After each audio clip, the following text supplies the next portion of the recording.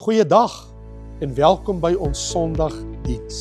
Net hier vanuit Volle Kerk Lewende Woord Gemeente in Perm. Ons is dankbaar dat jy ingeskakel is om saam met ons die woord van God te verken. En soos altyd vra ons vandag, wat sê die woord van God vir ons in hierdie dag? In 'n wêreld vol onsekerheid en onrus, vra mense reg oor die wêreld, wat gaan aan? Is ons regtig in die eindtye?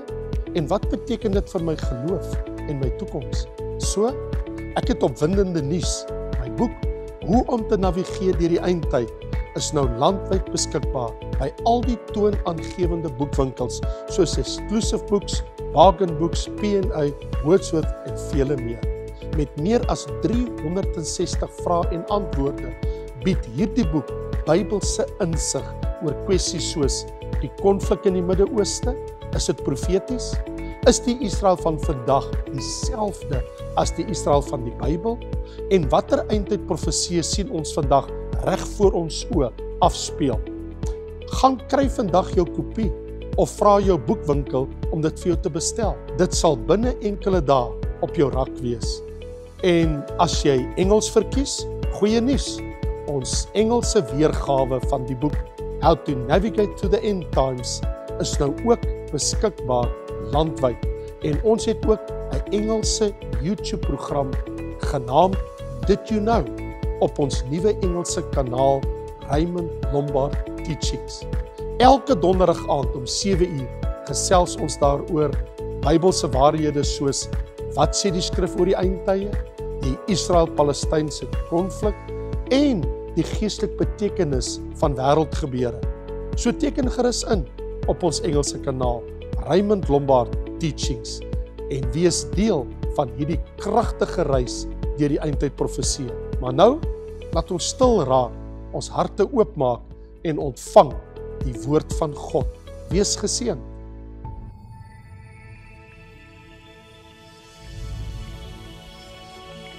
Ek wil sommer net sê, ja, die Here is goed. Wat hy vir my die week gedoen het, is tot die vrystelling van ons Bybel. Oomblik in die woord, 1 jaar Bybel.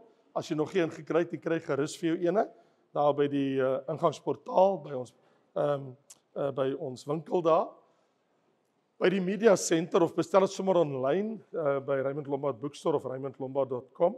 Die rede, en ek dink een van die groot redes hoekom ons hierdie interaktiewe Bybel daar gestel het, is sodat jy kan hoor en lees gelyktydig. So as jy nie weet nie, dat die oomblik in die woord Bybel doen vir die volgende. Jy kan na my stem luister, jy vat jou selfoon en jy skandeer op die dag en dan kom my stem op en jy luister terwyl jy lees, gaan ons kronologies deur ons hele Bybel. In 1 jaar lees jy dwars deur die Bybel saam. Wat wonderlik is dat ons as gemeente lees almal dieselfde deel in die Bybel. So ons almal volg deur die woord van die Here. Jy weet en ek weet dat my broer en suster wat hierdie program volg, hulle lees saam met my hierdie gedeelte in die woord van die Here. 1 keer 'n maand op wat sê die Bybel gaan ek ook daaroor praat, wat ons die afgelope tyd gelees het. So wat ek wil sê, die Bybel is beskikbaar, kry asseblief jou een. Jy hoef natuurlik nie te wag tot Januarie om te begin lees, jy kan enige tyd begin, jy kan ook enige tyd van die jaar inskakel. Maar ek vertrou die Here dat dit 'n baie, baie groot seën gaan wees. En dit wat jy ook alles daar binne sal vind, vertrou dat dit vir jou 'n wonderlike tyd in die woord sal wees. Ons kom agter as predikante, een van die grootste sondes in ons gemeente, is nie net die biddeloosheid van mense nie, maar dat hulle nie die woord van die Here na wense lees nie. Hulle lees nie genoeg die Bybel nie. En ons kennis is dan maar min en swak as ons nie gereeld die Bybel lees nie. En hierdie is een van my pogings om jou so ver te kry, as om jou te verbind, om te sê, Here, my daglesing, ek gaan dit doen. En as jy op 'n plek is en jy het jou Bybel nie by jou nie, dan kan jy nog steeds net gaan klik by oomblik in die woord op YouTube, by my program, en ek kan dit steeds hoor. As jy iewers heen reis, of een of ander rede jy nie jou Bybel by jou nie. Maar ek bid die Here se seën daarop, ek wil jy moet daaroor bid, en vir die Here vra dat dit sal seën, dat mense hulle sal vestig in die woord van die Here. En so terloops, almal wil weet, en die wat nie weet, wil ek net sê, dit is die 53 vertaling, sowieso, en tussen hakies is mense wonder. OK. Vriende, kom ons maak ons Bybel oop. Kom ons lees saam in Lukas 23 vanaf vers 44. En dit was omtrent die 6de uur, en dit is nou Lukas 23, né? 44ste vers. Dit was omtrent die 6de uur. En daar het duisternis oor die hele aarde gekom tot die 9de uur toe. En die son is verduister, en die voorhangsel van die tempel het middeldeur geskeur. En Jesus het met 'n groot stem uitgeroep en gesê: Vader, in u hande gee ek my gees oor. En toe hy dit gesê het, blaas hy die laaste asem uit. En toe die hoofman oor 100 sien wat daar gebeur, het hy God verheerlik en gesê: Waarlik, hierdie man was regverdig. En die hele skare wat vir hierdie skouspel bymekaar was, het op hulle borste geslaan toe hulle sien wat gebeur het. En hulle het teruggegaan. En al sy bekendes het ver weg gestaan. Ook die vroue wat hom van Galilea gevolg het hierdie dinge gesien.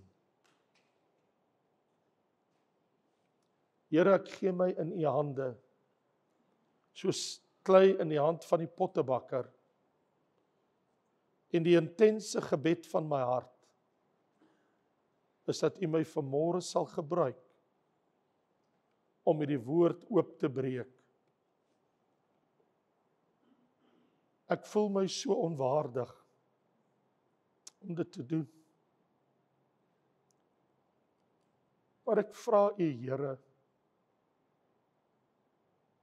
dat die grootste dag wat in die ganse geskiedenis aangebreek het, dat ek iets daarvan aan u kinders sal oordra. Dat iets van daardie dag wat ons vandag hoor, altyd by ons sal bly. Seën o Here, seën u woord vandag. Ons bid dit in Jesus kosbare naam. En al die kinders van die Here sê, amen, amen. Vriende, ek wil na aanleiding van hierdie gedeelte met jou praat oor 5 kragtige wonderwerke wat tydens Jesus se kruisiging en sy opstanding afgespeel het. 'n Mens sou werklik kon vra, wat het die mense wat ons nou hier sien, toe hulle die skouspel sien, mense sou kon vra, wat het hulle gesien? Want die skrif sê, daar was 'n groot skouspel die dag. Die dag toe Jesus gekruisig was, het daar 'n skouspel afgespeel op die aarde. Nou natuurlik, behalwe vir die redding van die sondaar langs Jesus, een van die manne, en Jesus gesê het, vandag is jy saam met my in die paradys, vra mens jouself die vraag, watter wonderwerke het afgespeel tydens die kruisigingsverhaal van Jesus? In ander woorde, wat vind ons in die skrif narratief, in ander woorde, in die storielyn van Matteus, Markus, Lukas, Johannes? Wat sê die Bybel het werklik daardie dag gebeur wat aangeteken is? Ons weet van ten minste 5 wonderwerke wat in daai tyd afgespeel het in sy kruisiging en in sy opstanding. Vriende, ek stel dit aan jou dat wonderwerke was ingeweef in Jesus se hele lewe van begin tot einde. Ek bedoel, sy geboorte was 'n wonderwerk. Die Heilige Gees het 'n maagd, 'n vrou wat nie by 'n man geslaap het, wat geen seksuele kontak met 'n man gehad het, die Here, die Heilige Gees, haar bevrug en Jesus is gebore. Ek bedoel, alles het begin met 'n wonderwerk. Want die engel het vir Maria gesê, alle dinge is by God moontlik, hy gaan 'n wonderwerk doen. Van sy geboorte tot sy kruisdood, sy hele lewe was gehul in wonderwerke. Daai twee pole, geboorte tot kruisiging, daai 33,5 jaar van sy lewe was gehul in wonderwerke, gekenmerk deur wonderwerke. Sy publieke bediening, dit lees ons mos in die 4 evangelies, almal wat hy gesond gemaak, alles wat hy gedoen het. Selfs toe hom gevangene neem, daai aand voor sy kruisiging, het hy sy laaste wonderwerk gedoen deur 'n man se oor te genees. En ons het dit mos gesien die afgelope tyd. En daai oomblik het Jesus geweier om verder enige ander wonderwerk te doen. He refused. Hulle het hom uitgedaag toe hy aan die kruis hang. Toe sê hulle, as hy die seun van God is, kom van die kruis af. Hy kon dit doen, maar hy het geweier. Hy het geweier toe die mense hom uitdaag en sê, as hy die seun van God is, kom af, dan sal ons almal glo en die hele stad sal tot bekering kom. En hy het geweier. Want jy sien in sy eie woorde, het Jesus in Matteus 26 gesê, dink julle nie ek kan die Vader bid en ek kan vir my 12 legioen engele beskikbaar nou stel? Nou ek weet nie of jy weet hoeveel is 'n legioen nie. 12 legioen beteken 72,000 engele. Jesus sê, daar staan op die oomblik 72,000 engele gereed om my nou te kom help. As ek net vir die Vader vra. Hy sê, maar hoe moet die skrif dan vervul word? Hoe sal die skrifte vervul word as ek so iets doen? Hy sê, so alles moet gebeur dat die skrifte vervul kan word. Ek bedoel, in Johannes 10 sê Jesus sy eie woorde, niemand vat my lewe van my weg nie, ek het gekies om my lewe neer te lê. So hier is hy hang aan die kruis en hy weier om 'n wonderwerk te doen, wat hy kon doen as hy wou. Sy lydingsuur, sy kruisiging. Hy het geweier want die skrifte moes vervul word, die woorde van die profete moet vervul word en sy hemelse Vader bo alles se wil moet hy volbring. En dit was Vader se wil dat hy aan die kruis vir ons sonde sou sterf. Nou het ek die vraag, hoekom al die wonderwerke?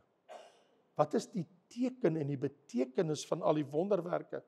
Daai 5 wonderwerke wat afgespeel het. Dis omdat Vader God wou getuienis gee van sy seun.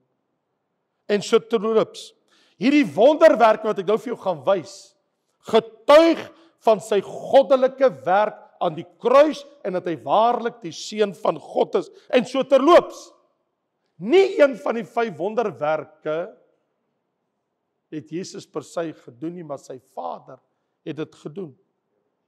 Kragtige wonderwerk.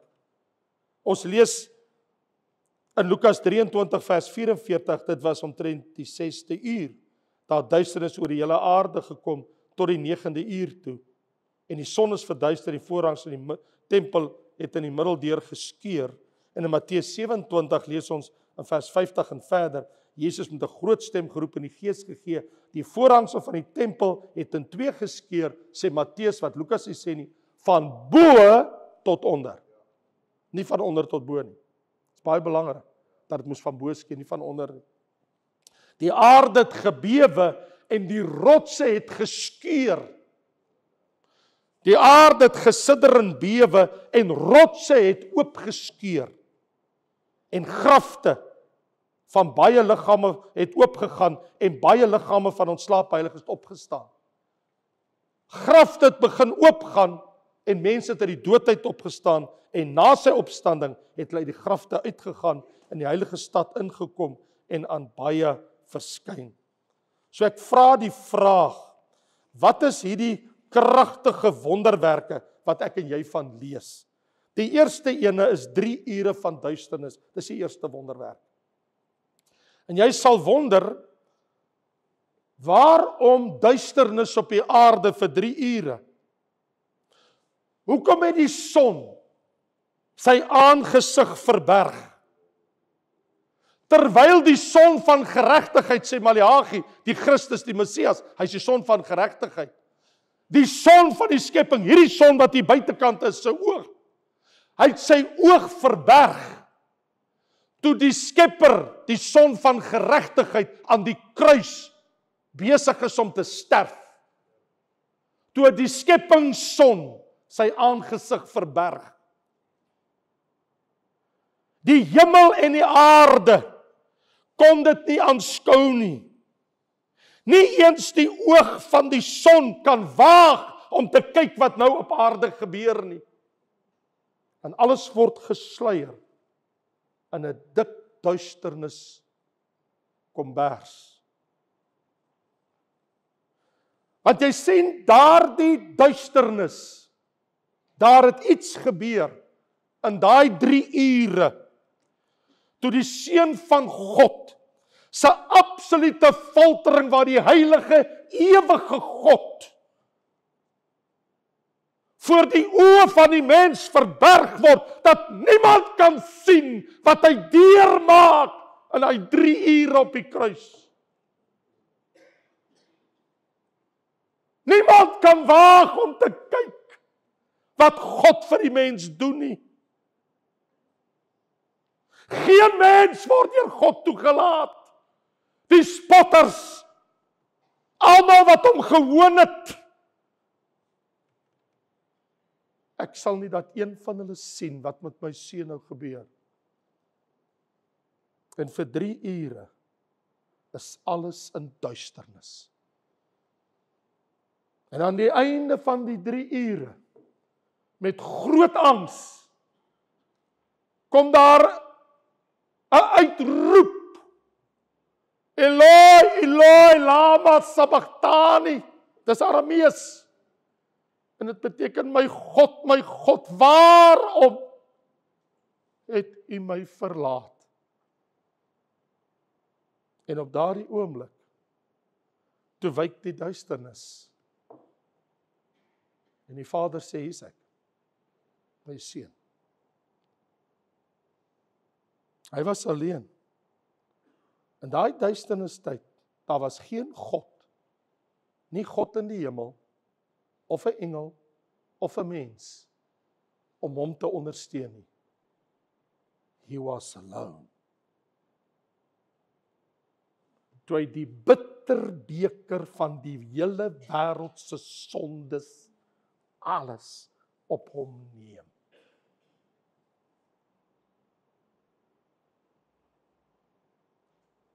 En die Bybel sê, toe blaas hy sy asem uit met die woorde, in die hande gee ek my gees.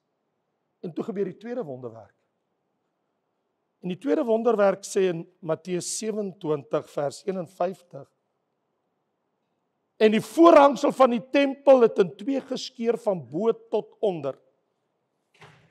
Die oomblik, die Bybel sê, toe hy sy asem uitblaas, gebeur daar iets in die tempel. Die gordyn wat die allerheiligste van die heiligste skei, skeur van bo tot onder. Wat beteken, dis 'n werk van God en nie 'n mens nie. As dit van onder geskeur het, dan kon 'n mens dit doen. Maar dat dit van bo geskeur het, is 'n aanduiding, God die Vader laat daardie gordyn oopskeur. Want jy sien die voorhangsel het mos die heilige van die derheilige, die allerheiligste geskei.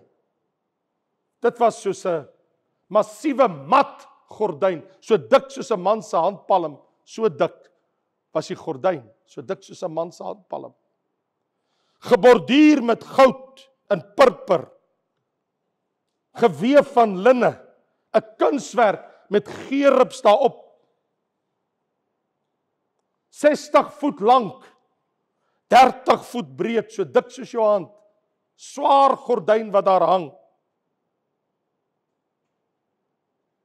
Die rabbi sê dit sal 'n paar spanne osse neem as jy die gordyn wil oopskeer. Jy kan nie met mense hande dit skeer nie, dit is totaal onmoontlik. Die skeur van die voorhangsel was vir die Jode, die priesters in die tempel, 'n aanduiding, God het iets gedoen in die tempel. Die Bybel sê van bo tot onder. Die tempel self is nie geaffekteer nie, alles is nog daar. Al die meubels, die ameublement, is alles op hulle plek. Maar hierdie wonderbaarlike skeur, dis die werk van God. Want jy sien, die voorhangsel het gesê vir alle mense, jy bly buite God se allerheiligste teenwoordigheid, net die hoofpriester het toegang. Almal is uitgesluit. Alle priesters is uitgesluit. Alle leviete, al die stamme van Israel, net die hoofpriester mag deur daardie gordyn eenmal 'n jaar. En die skeur van die voorhangsel is die teken. Welkom, kom binne. Die gordyn is oop. Die simboliek van dit is so aangrypend, dat die Hebreërs skrywer sê in Hebreërs 9 vers 8, dat die weg na die heiligdom nog nie geopen is, solank as die eerste tabernakel staan nie, en later is ons nou geldig op die tempel. Hy sê, maar ons kan nou in die heiligdomme ingaan deur die bloed van Jesus, hoofstuk 10, vers 20, op die nuwe en lewende weg, wat hy vir ons ingewy het, deur die voorhangsel heen, dit is sy vlees. Hy sê, die voorhangsel is 'n beeld van Jesus se liggaam, en Jesus se liggaam aan die kruis geskeur, en toe hy sterf en sy asem uitblaas, toe gee die gordyn mee, wat beteken die pad na God is oop. Ek en jy kan nou na God toe gaan. Die Bybel gaan so ver in Hebreërs 4, ons kan nou na die troon van genade gaan, deur die bloed van Jesus, deur ons hoofpriester. Die plek is oop, ons kan ingaan. Halleluja! Wat verborge was, wat net een mens beskore was, is elke kind van God vandag beskore. Elkeen van ons het die reg om in te stap. Want ons hoofpriester staan daar, hy het met sy bloed die prys betaal, en hy sê, welkom my kind, kom in. Kom in, dierbare, kom in, my kind. Ek het nie meer 'n priester nodig nie, ek het nie 'n ander hoofpriester nodig, ek het nie die tempel in Israel nodig nie, ek het nie die tabernakel nodig nie, ek het nie meer offers nie, Jesus het klaar die offer betaal. Dis hoekom hy daar in die duisternis gehang het. Dis waarom hy gekruisig is, die lam van God, hy het klaar die prys betaal. Pad is oop.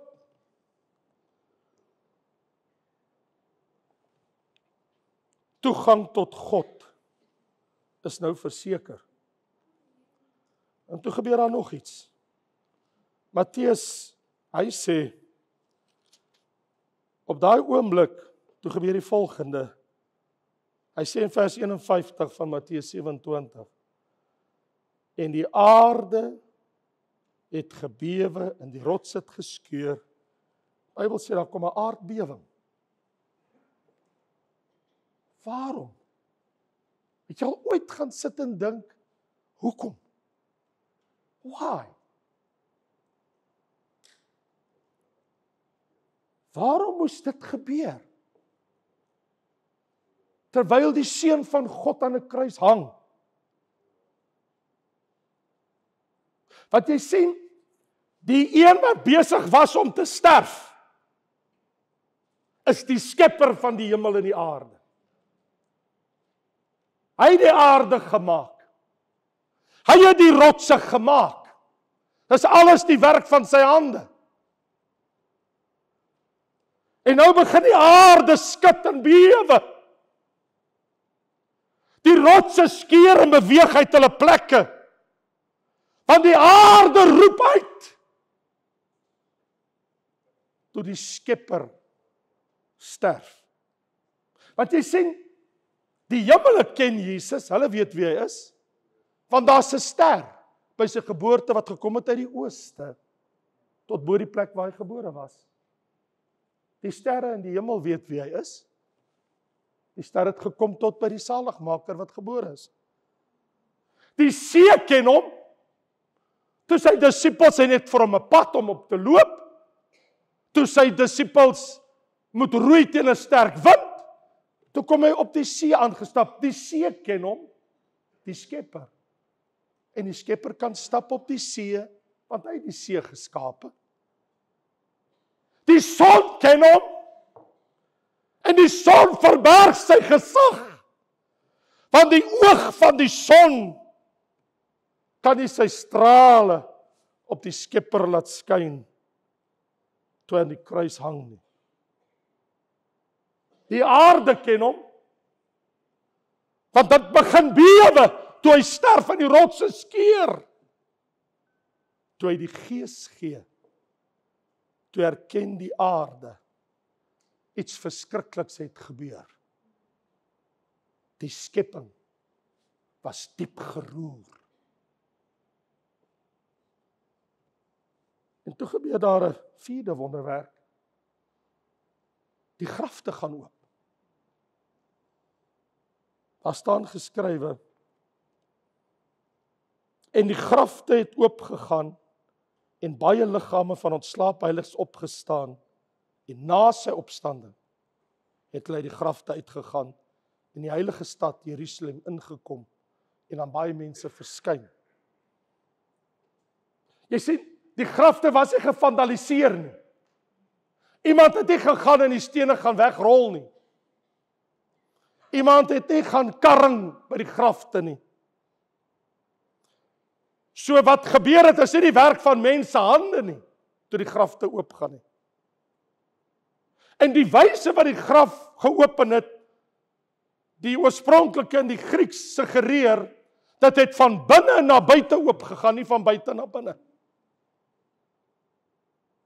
Diegene wat het gesien het, weet dit was 'n wonderwerk.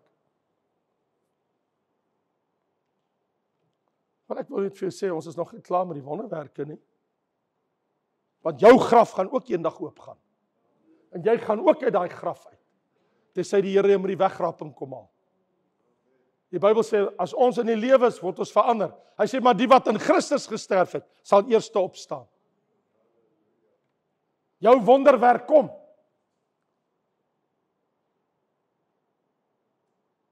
Die grafte het oopgegaan. Hoekom? Want die grafte wys vir ons, dat die een wat daar aan die kruis sterf, kan nie in die graf bly nie. Selfs die grafte gaan oop, toe hy sy asem uitblaas. En toe kry ons die 5de wonderwerk. Daar staan, in vers 53, en na sy opstanding, het hy uit die grafte uitgegaan en die heilige stad ingekom, en dan baie verskyn. So, hulle het nie uit die graf uitgegaan nie, want hulle mag nie. Want 1 Korintiërs 15 sê, Jesus is die eerstelingsgerf wat uit die dood uit opgestaan het. Grafte kan maar oopgaan, but you're not gonna get out, voordat die seun van God nie voorloop. En natuurlik, 'n eerstelingsgerf het baie koringare saam. Jy weet mos wat sy eerstelingsgerf. Kom ons in 1 Korintiërs 15 verduidelik Paulus dit so mooi met die opstanding, dat die eerstelingsgerf die Jode, as God vir jou 'n oes gaan gee. En Jesus gaan nou 'n groot oes kry, omdat hy in die kruis gesterf het. En Vader God gaan, omdat hy sy lewe gegee het, hy het sy eerste vrug gesien, terwyl hy al aan die kruis hang. Nog voor hy sy asem uitblaas, toe is hy man al klaar gered langs hom. Maar nou gebeur iets wonderbaarliks. In die Joodse tradisie was dit, want dit was hulle deel van hulle wet later ook, dat hulle het geglo, dat as jy voor die Here kom staan, en die wetboek het dit so gesê, jy moet dit doen, en jy was 'n boer, en jy het 'n koringland byvoorbeeld gehad, dan moes jy, as jy jou oes begin bring, gaan sny eers 'n eerstelingsgerf af.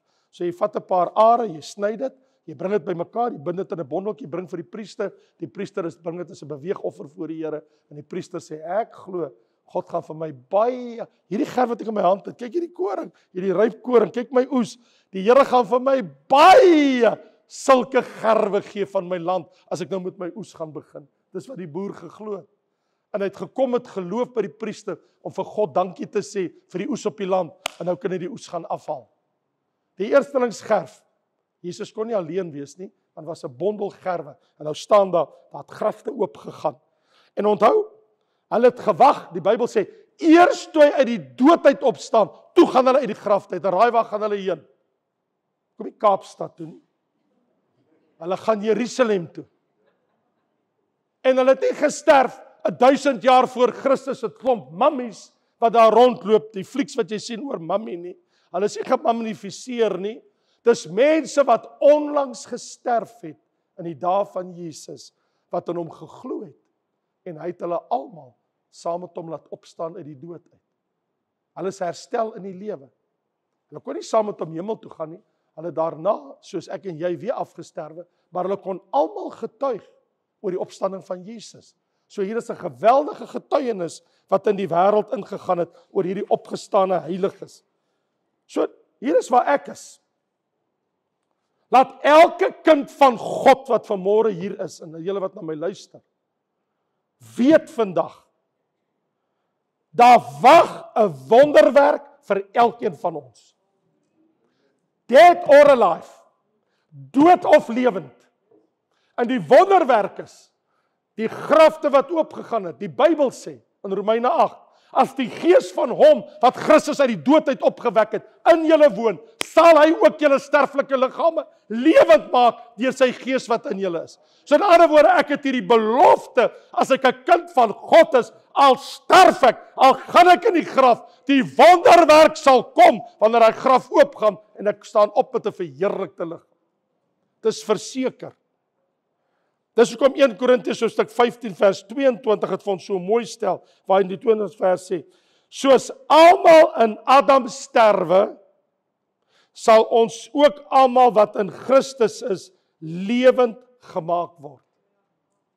Ek en jy sterf, want ek kom uit Adam uit. Maar omdat ek uit die laaste Adam kom, die tweede mens, Christus, sal ek lewend gemaak word. Dis hierdie belofte. En weet wat is die grootste wonderwerk vir my aan die kruis? As ons by hierdie 5 wonderwerke verby beweeg, is dat die Bybel sê dat hy my so lief gehad het, dat hy bereid was om deur alles te gaan vir my aan die kruis. Is dit nie 'n groot wonderwerk? Wat is in my, wat is in jou, dat so iemand dit vir jou en vir my sal doen? Dis die groot wonderwerk, is dat ten spyte dat die Bybel sê in Romeine 5 vers 8, terwyl ons nog sondaars was, het hy sy lewe vir ons gegee. Vriende, ek stel dit aan jou, daar kom 'n wonderwerk. Ons sal opstaan. Besef jy vandag, dat wat Jesus toe aan die kruis gehou het, was toe nooit die soldate nie, was toe nooit die spykers nie. Dit was toe al die tyd die liefde in sy hart vir jou en vir my, wat hom aan die kruis laat sterf het. En dat hy al hierdie dinge deurgemaak het, en dat Vader al hierdie wonderwerke gedoen het, om te bevestig, dit wat julle aan daai man gedoen het, het julle aan my seun gedoen. Wat gaan jy daaromtrent doen? Wat gaan jy daarmee maak? Kom ons bid saam.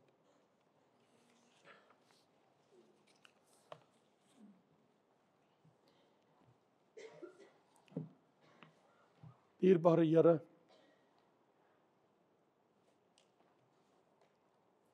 as ek na die woord vanmôre kyk, dit roer my so diep. As ek besef, en wanneer ek besef, wat werklik gebeur het. Die duisternis, die aarde wat bewe en die rotse wat skeur, nadat die gordyn van bo tot onder oop geskeur het. Die grafte gaan oop.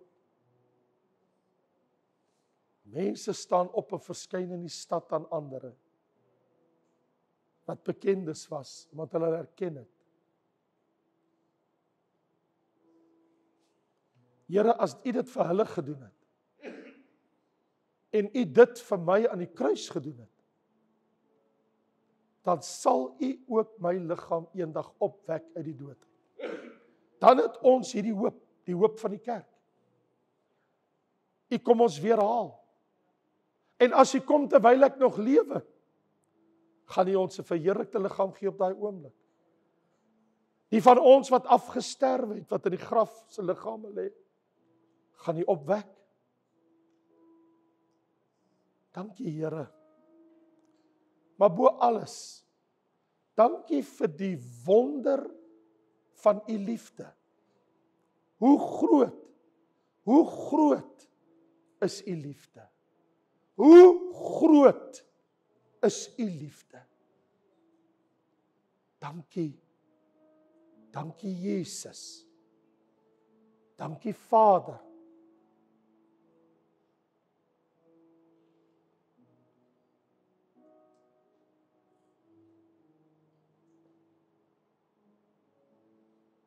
Here, gee dat die wonder van hierdie kosbare prys wat betaal is, dat U kans gesien het om deur dit alles te gaan, omdat U ons so lief het, dat dit nie maar net by ons sal verbygaan nie, maar dat ons al die dae van ons lewe hieraan sal vashou. Ek is versekerd dat geen dood of lewe of teenwoordige of toekomende dinge of hoogte of diepte of enige ander skepsel ons sal kan skei van die liefde van God wat daar in Christus Jesus ons Here is nie. Dankie. Dankie Vader. Dankie Jesus. Amen.